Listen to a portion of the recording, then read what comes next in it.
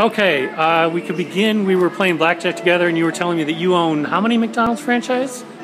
3. In which state? I'm not going to answer that. Okay, that's fine. And I asked you the question at the blackjack table. Would you eat the food? No. And why is that? It's not as healthy as we make it out to be. And do you have any kids? Yes. And would you let them eat the food? No. And why is that? Again, the Happy Meal's not what it's made out to be. And you own some Taco Bells too, right? Yeah. And would you eat that food? No. And why not? I'm not into dehydrated food. So it's not really fresh or healthy there either. The food comes to us from corporate, and it comes via VA through the trucks and everything we pre-order. The meats and everything come in a bag. We put it in a double boiler for about 30 minutes, and that's basically your taco meat. It's not fresh taco meat. You're not getting fresh hamburger. When you see that picture of steak on there, that's false advertising. The steak's already cut up. It comes in a bag, pre-frozen. We put it in that double boiler for 30 minutes. Thank you. And after that, you have steak that they say, again, is fresh. So, again, I would not. No. If you had a choice as franchisees where you could bring in fresh food, would you like to do something like that? Healthy food? Yes, but corporate frowns upon that, because I tried. Oh, really? You tried? And with Taco Bell, I tried. And they wouldn't let you? Yeah. Everything has to be uniform. Everything has to be uniformed in the event that something happens or there's a breakout. When you get sued, it's not only the little franchise branch. They can sue corporate as well. So everything's still under a corporate ladder. So is there any menu items on either menu that you think would be almost healthy or palatable? Oh, yeah. Like Taco Bell's Zesty, Fiesta menu, everything on there. The Pico de Gallo is fresh. We do that in-house. Fresh tomatoes, fresh onions, fresh lime. We cut that up in the morning. Tell me about Chicken McNuggets. What I'll say, without getting into too much, and like I said, I don't want to be sued or anything, it's like you could do better going to Costco or your local Walmart and buying a bag of chicken nuggets. It's the same thing. Or just actually buying chicken breasts and making your own. Cheaper meat, but it's the same thing. So you mean the McDonald's stuff is cheaper meat? I think you just said that. Without, I'm not going to answer that direct question, but I think you can read between the lines. And like I said, I'm very blunt. So. And it's my understanding that there's sugar in almost all the ingredients at McDonald's. Yes, I mean, in all the food items. If you're diabetic, McDonald's would not be the choice for you. Taco Bell would be an alternative choice on some items. But now you're very skinny. You're not a diabetic, are you? I keep my sugar intake pretty well, but I'm borderline.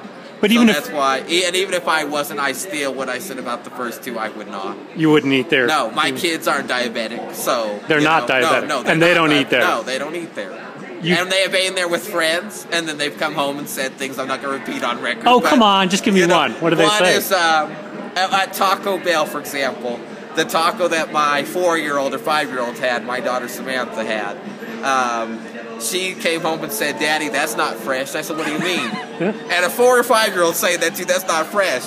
And she said, "The meat, it tastes like it comes out of a can or something, like it's sloppy Joe mix."